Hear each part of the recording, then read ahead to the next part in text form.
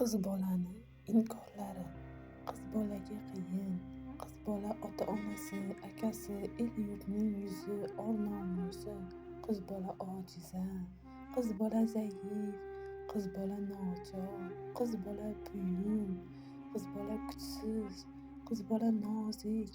Qiz bola sodda, ishonuvchan. Qiz bola doim himoyaga muhtoj. Qiz bolani boshida katta mas'uliyat bor. Qiz bolaga oson emas. Qiz bola bu xohlaganday yashay olmaydi. Qiz bola xohlaganday gapira olmaydi. Qiz bola xohlaganday kula olmaydi.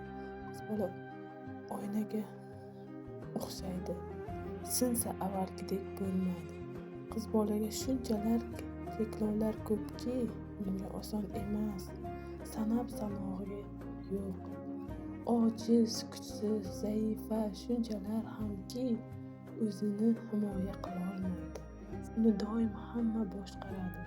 Uni doim boshida bosh boshqaruvchisi, yoshligida ota-onasi, ulg'ayganda eri ularni faqat ruxsati ila bir ish qiladi. Erkinligi yo'q qiz bolani. Ha, erkinligi yo'q o'zida u qiz bolani. Ayolga erki o'zida emas. O'zi xohlagandek bemalol yashay olmaydi. Atrofdagilar xohishi, doim atrofdagilarning xohishiga qaraydi. Cheklovlar ko'p unda. Ko'p gapirma, ko'p ko'chada yurma. Qiz bola faqat uy yumushlari, qozon tovoq, bola chaqa bo'ldi. Uni qalbi, xohishlari oxiriga o'rindi. Qalb xohishlari oxiriga o'rindi. Shundaymi? Qiz bolaga, ayolga aslida-chi, sen qanday bo'lishini xohlaysan, ey ayol? Sen nimani xohlaysan o'zi? Qalbing nimani istaydi? Aslida-chi, aslida shundaymi? Qiz bola Allohning omonatidir aslida. Qiz bola Allohning mo'jizasi. Qiz bola boshida ota-onasiga, keyin eriga Allohdan omonat qilib berilgan.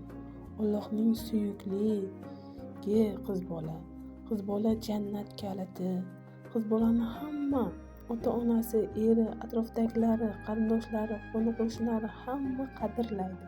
Qiz bolani erkaklar hurmat qiladi, qadrlashadi. Orzu maqsadlarini qo'llab-quvvatlashadi.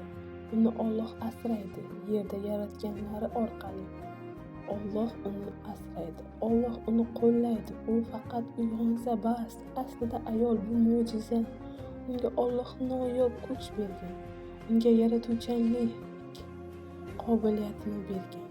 Uni avvalo qornida, matkasida farzand lahda qondan Allohning izni ila farzand yaraladi. Bundan anglasak bo'ladi. Unga juda katta kuch berilgan Alloh tomonidan. Shunchalar kattaki, so'zlari, fikrlari bilan hatto hayotini o'zgartirishi mumkin. Soflashib olsa butun dunyo aslida unga xizmat qiladi. Buni anglasa bas. Ey ayol, sen malikasan. Sen farishtadek sof bo'lsang, qalbing ochilsa, seni hayoting ham nurga to'ladi. Kirliklardan tozalan, uyg'on. Sen axir Allohning mo'jizasisan. Latofatli, go'zal ayol.